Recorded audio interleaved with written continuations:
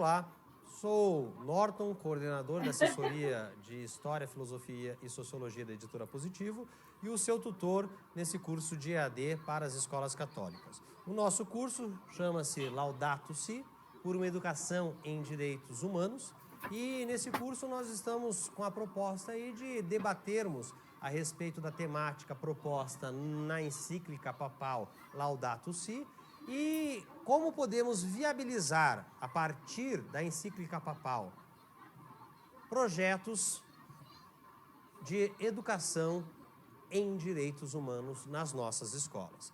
Então, nesse vídeo, meu objetivo é trazer algumas informações que possam orientar vocês na execução das tarefas desse curso, principalmente na tarefa da nossa última etapa, da última semana, na qual vocês deverão apresentar um projeto de educação em direitos humanos que esteja vinculado à encíclica papal Laudato Si.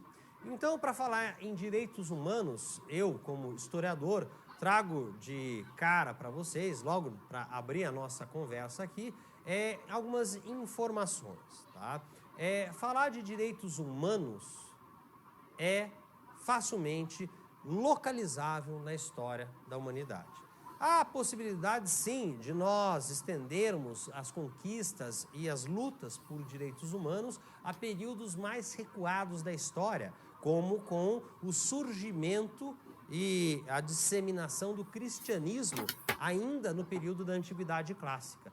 Mas, para os nossos objetivos, é mais interessante que nós tentemos localizar as lutas e as conquistas pelos direitos humanos no período que compreende aí o final da Idade Moderna e o início do período contemporâneo. Logo, é fundamental trazer algumas datas, alguns referenciais histórico-cronológicos para que vocês possam se situar nesse processo histórico em prol dos direitos humanos. Então, eu posso trazer aí algumas balizas cronológicas, entre elas a do século XVII, certo? O século XVII, principalmente se eu pensar na Inglaterra, ele vai ser fundamental na luta pelos direitos humanos. Claro que as lutas que estão acontecendo na Inglaterra nesse período do século XVII, elas têm um viés político e econômico bastante forte. Mas por trás desse viés político-econômico estão embasamentos, fundamentos que clamam por igualdade, por liberdade para os cidadãos ingleses como um todo. E daí é fundamental, então, portanto, trazemos aqui 1215 como uma data que serve de embasamento na compreensão desse processo histórico. Em 1215 é apresentada a carta do João Sem Terra, certo? Na qual os ingleses, uma parcela dos ingleses, conclama ao governante inglês, o João Sem Terra, para que atendam os apelos da população e que alguns direitos, liberdades civis e igualdades civis, fossem respeitados. É com base nesse documento que o processo revolucionário inglês do século XVII vai se fundamentar. Mas novos documentos vão surgir e vão permitir que as pessoas passem a pensar a questão dos direitos humanos por outros prismas, por outros pontos de vista. Depois do século XVII, o século XVIII é representativo. Não podemos deixar de considerar o século XVIII nesse processo da luta pelos direitos humanos. O século XVIII é conhecido também como o século das luzes.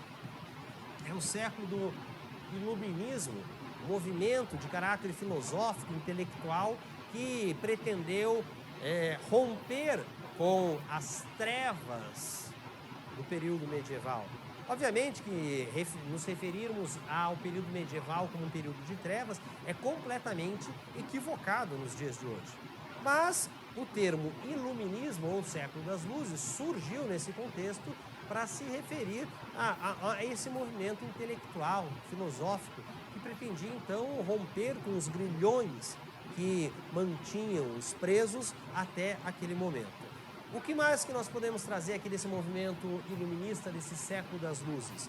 É o fato de que esses homens que estavam empenhados nesse rompimento defendiam a ideia de que a razão poderia norteá-los, que a razão poderia ser o principal norteador das suas ações em prol de direitos de iguais, de liberdade e de fraternidade, que é a tríade, a liberdade, igualdade e fraternidade, a tríade que vai acabar sendo o lema da Revolução Francesa, também no século XVIII.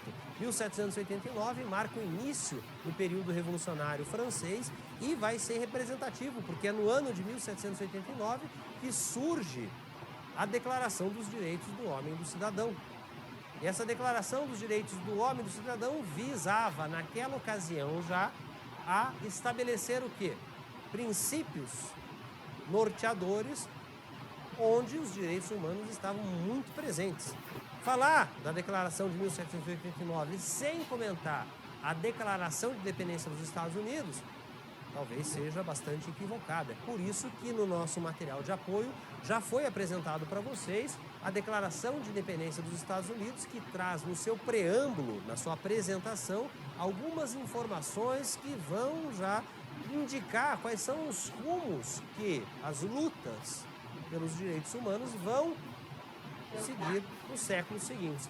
Século XIX e século XX, posteriormente, então, ao século das luzes, ao século do iluminismo, trarão para a humanidade a promessa de realmente que esses direitos humanos fossem assegurados a todas a todas as mulheres e a todos os homens, principalmente durante o século XIX. Isso aqui, essa luta pelos direitos humanos, ela se mostrou bastante promissora ao longo do século XIX. Mas, no final do século XIX e no início do século XX, essa promessa se esvaiu quando teve início a Grande Guerra. A Grande Guerra, que inicia-se em 1914 e podemos dizer que vai até 1945, ela coloca em xeque todas as ambições em prol dos direitos humanos que os movimentos anteriores haviam logrado.